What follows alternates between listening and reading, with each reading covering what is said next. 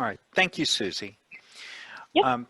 What we've covered here today so far is Jimmy talked about basic skills, about being honest with yourself, about knowing where you need to improve and what your skills, your good skills are.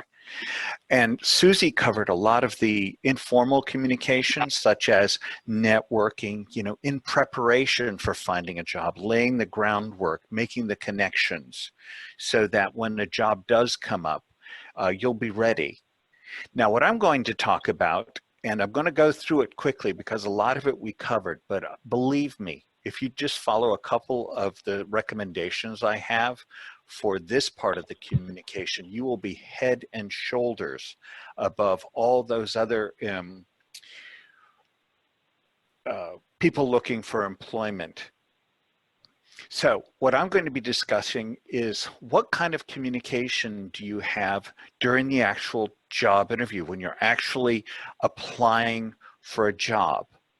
Now, I'm going to ask people during the job application project, not just the job application, the whole communications, written specifically, what sort of written communications goes between you and a potential employer when they're considering you to be an employee? Kelly? Yes. Like you might send back and forth emails to discuss when you're available for an interview and that sort of thing. That's really good. Any others?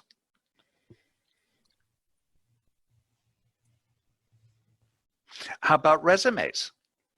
That is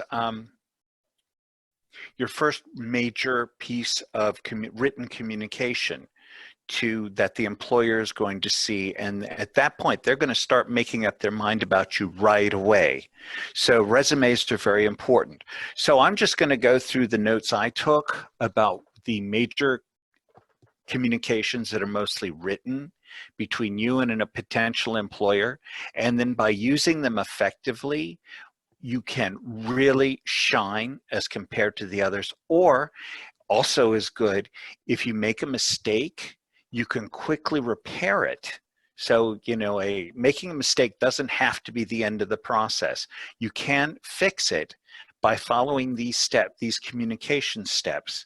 And so again, you follow these steps and you will be so far ahead of the curve, sorry to use the term curve, in terms of landing that job. So let me go through. Okay, first one I'm going to talk about, I'm going to give you just the overhead. I'm going to talk about resume. Doing the online application, still very important. A lot of things people overlook is an interview thank you letter. Here's another place where you could really highlight your knowledge and also thank someone.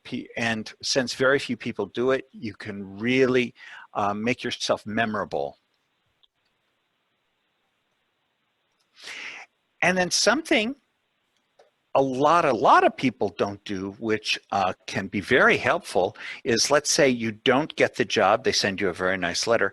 You can actually send them a letter asking for tips and pointers how you could present yourself better next time with another employer. And it's amazing. They can be very helpful on correcting any challenges you have in your during the process. If you ran into a challenge or something, they can help you figure that out. So the next time you apply for the job, that won't be a problem.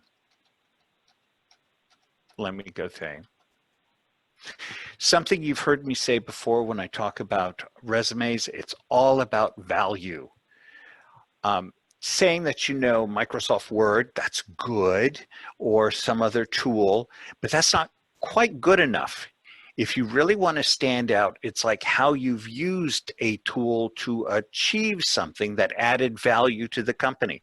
So it's not just the tool, it's how you used it to add value to whatever. And volunteer work, you can always add value to volunteer work. That's actually a little bit better than a regular job because it shows that you are civically minded and you take on challenges, and employers really appreciate. So don't forget to include volunteer work, but it's all about value.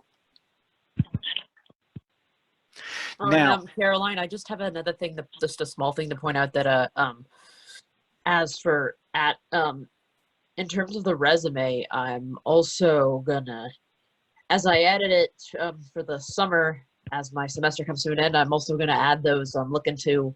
I still have those verbs that they want on resume that we back a few months ago when we had that webinar, and I saved that document to use for reference. Very good. Thanks for reminding me. Action verbs, very important. These words really punch up a resume.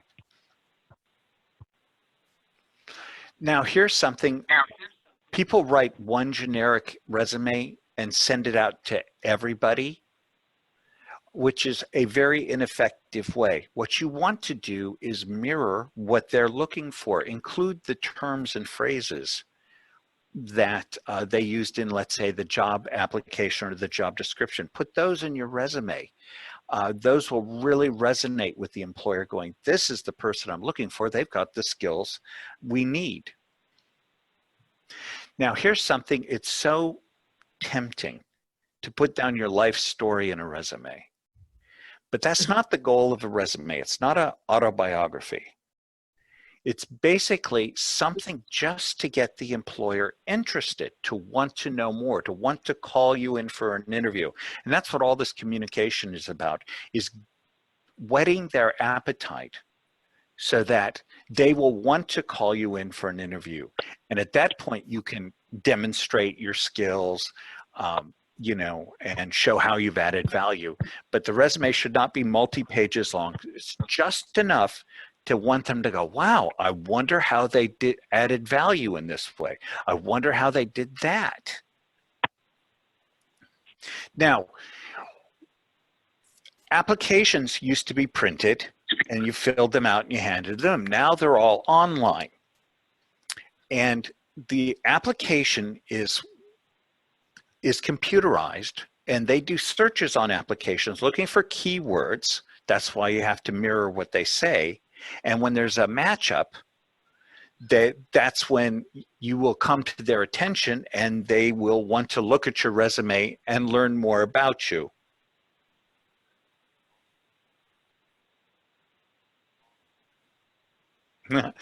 All right, have a good meeting, Sharon. So you want to make sure that the online application is as clear, as grammatically correct as your resume is.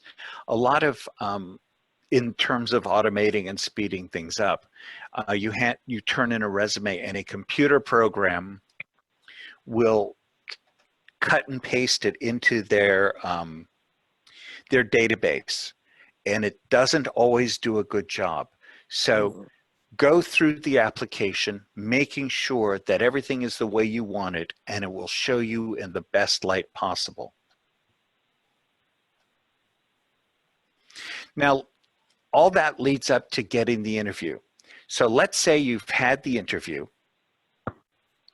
You want to make sure, because they're probably going to interview dozens of people, you want to make sure that you are memorable. So something you should do during the interview is get the contact information from the people who are interviewing you, because you'll want to follow up after the interview with a thank you note.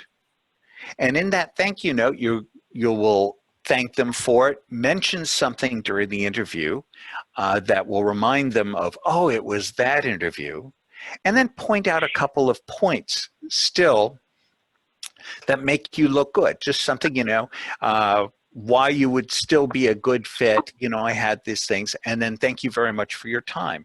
So during your job interview, make sure you get the people's contact information. I would suggest now that you send them emails. Generally, for something like this to make yourself memorable, sending an actual letter is better, because it's like, wow, who sends a letter anymore? but it might take them weeks to get it at their desk at these corporations. Everybody depends on email. So send them a really nice email, grammatically correct, but just covers the points. You know, give them something so they remember it was you, this particular interview, and then a couple of points from your resume, just real brief, the skills that you would bring, and then a very nice thank you.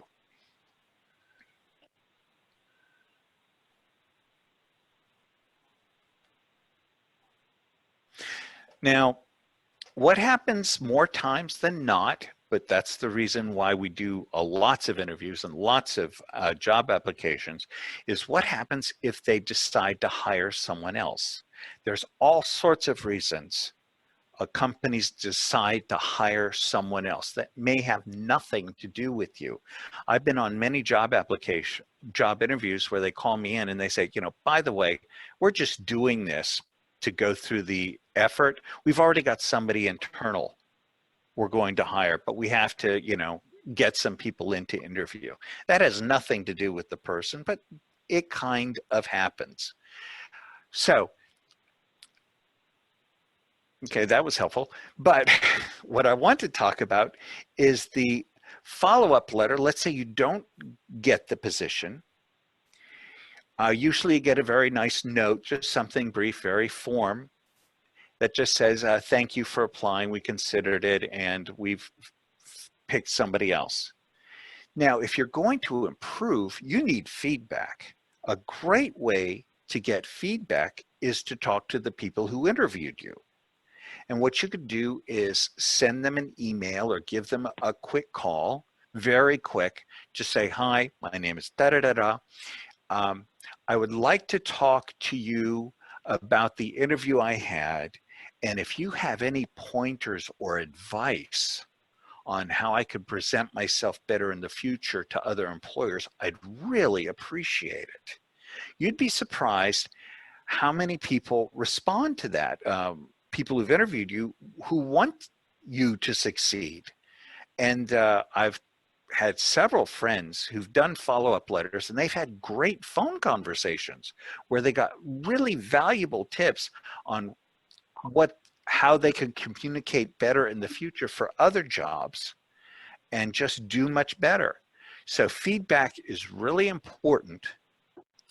And a great way to get that is by sending a follow-up follow-up letter afterwards requesting, could you spare a few minutes to give me some feedback on the interview and how I might improve for future interviews. Any questions so far? I'm really speeding through this. I did. This is Blake. Hi, Blake.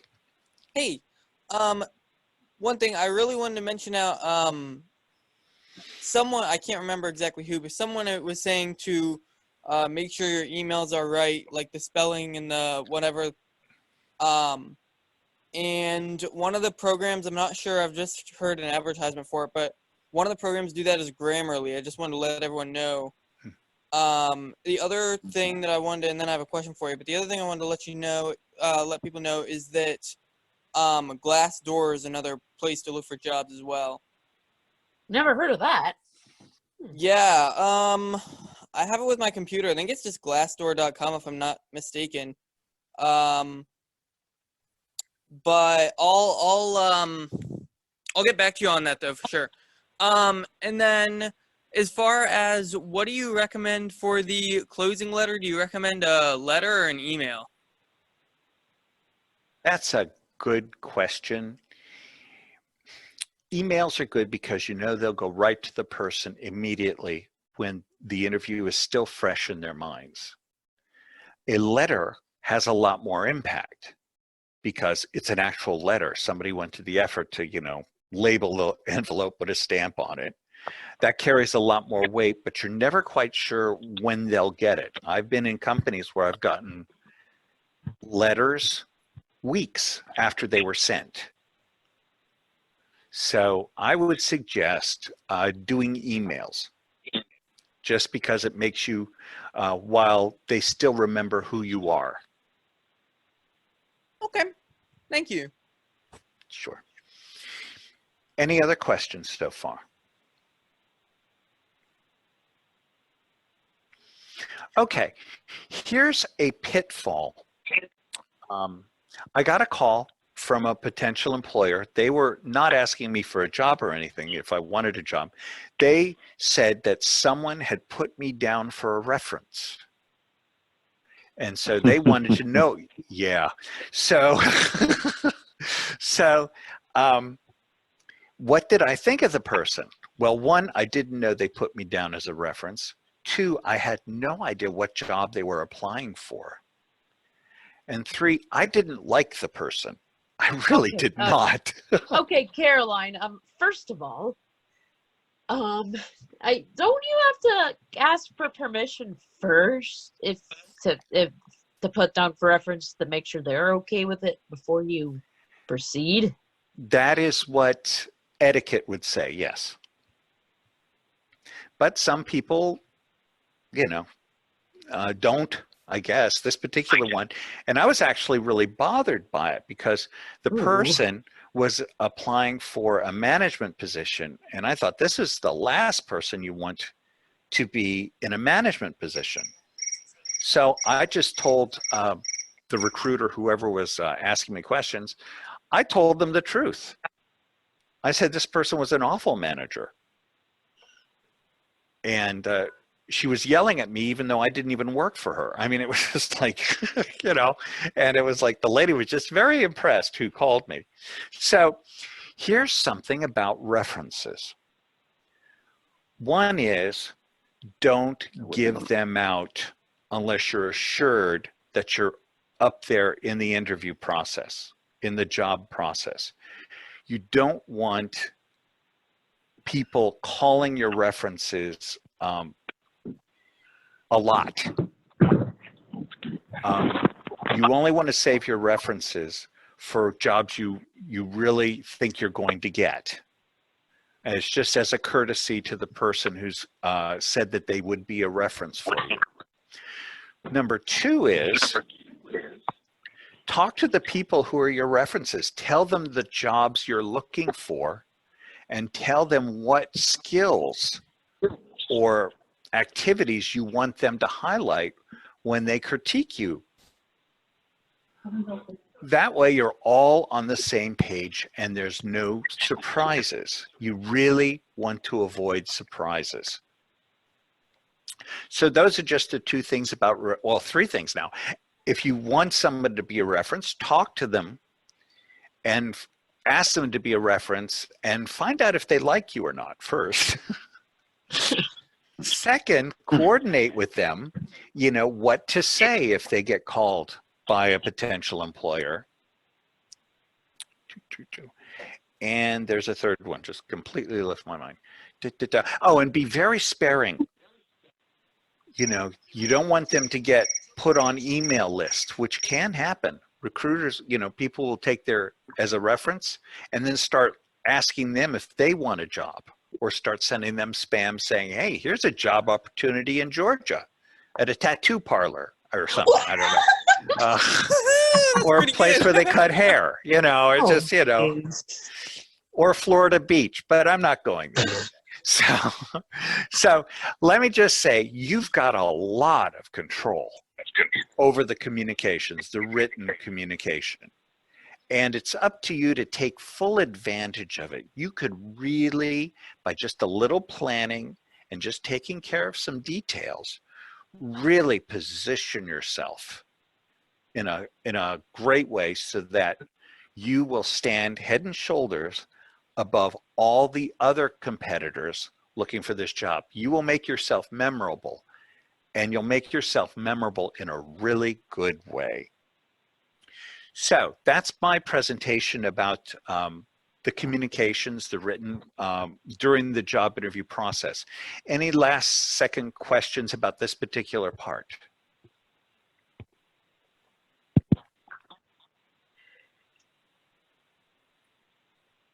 Okay, like all good networking, like all good networking events, I will be serving snacks after this. All right, back to you, Jimmy and Susie. Self-quarantine snack. All for JB. First of all, I guess we want to thank y'all for participating and being involved in this, and we hope the information that we've given you this evening today has been very valuable information there. It's a lot of information we've given you, and it's you know, there's so many more details that we could go in and really talk about and really cover. We probably could have spent an hour and a half on each of these subjects or longer and really still not covered all the basics. I think a couple of highlighting points is that we want to make sure that you take away from this is you're in control of your own destiny. You control what jobs you find by you doing the homework and making sure you're always self-reflecting and finding ways to improve yourself, evolving on there. Two, you know, I guess the biggest thing that Susie was talking about is learning how to network and communicate with people. What are effective communication skills on three? And then three is knowing how to communicate that in a written format. And I think that's huge because in the beginning, that's a big part of that getting to the interview. It's all about written communication. So being able to communicate that and thanking people, that's so powerful. If somebody sends me a thank you note, I remember those types of things. So, but yes, I think that's my three things. I hopefully you take away from this is training is very important, you know, and it's about pushing yourself outside that comfort zone. And that's a big part of this process.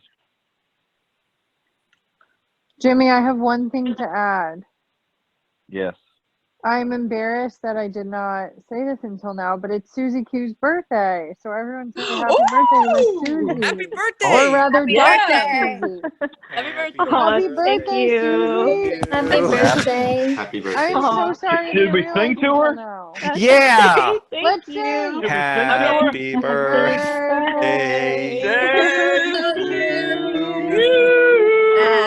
to you. Happy birthday to you.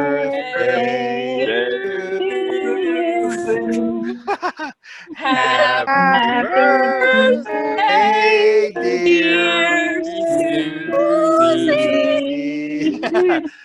Happy birthday Yay, Susie! And Happy we birthday, all Susie. need singing lessons. The Zoom Although, choir. Catherine, I know I wished you happy birthday earlier this month. I know I did it. Susie, thank you for spending your Catherine, birthday I have with a us. question. Did you turn the recorder off on that? Oh no, I had it loud and proud Oh God! Oh That's God! wonderful. That is for JB to edit it. So much. Thank you, Jimmy, JB, and Susie for all of your hard work on this.